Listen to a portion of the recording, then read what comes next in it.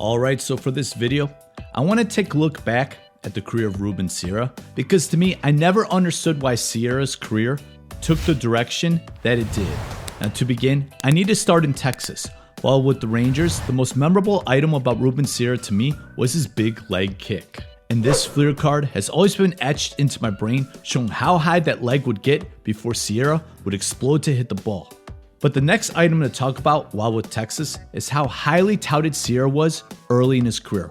Watching whatever programs, This Week in Baseball, baseball shows, local broadcasts, national broadcasts, all-star games, they were always commenting on how talented Sierra was. So here are some Sierra's stats from his first 7 years in Texas.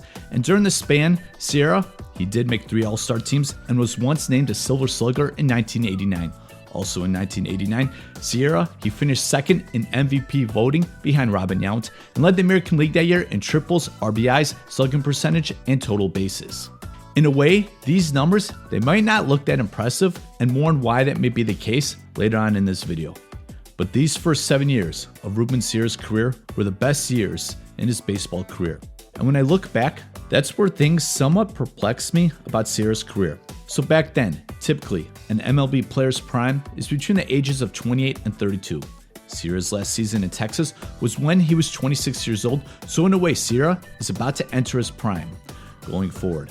But also with Sierra entering his prime was when baseballs began to fly out of stadiums at a greater rate, and this was known as the steroid era. But also, there were other factors that led to higher offensive output, like expansion, more hitter-friendly parks, and a change in how the baseballs were tightly wound. Hence, in retrospect, Sierra's numbers before 1993, they were pretty good considering that era. But on the other hand, I never understood why Sierra did not put up huge numbers when he was entering his prime during the steroid era. Okay, so on August 31, 1992, Sierra, he was traded to Oakland, where he kind of spent only 2 full seasons there.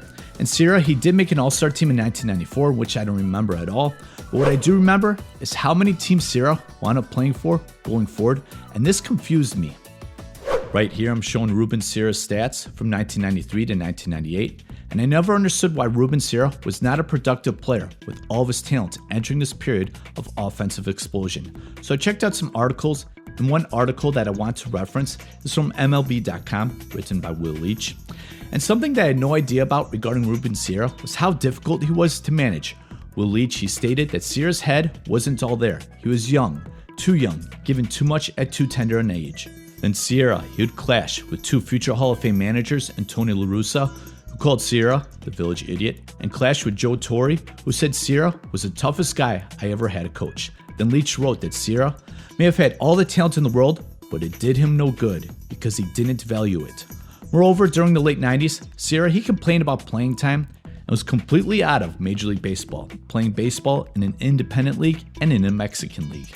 Then some former teammates from Texas and Rafael Palmeiro and Ivan Rodriguez lobbied the Rangers to sign Sierra, and in 2001, Sierra, he was awarded the AL Comeback Player of the Year while playing for the Rangers.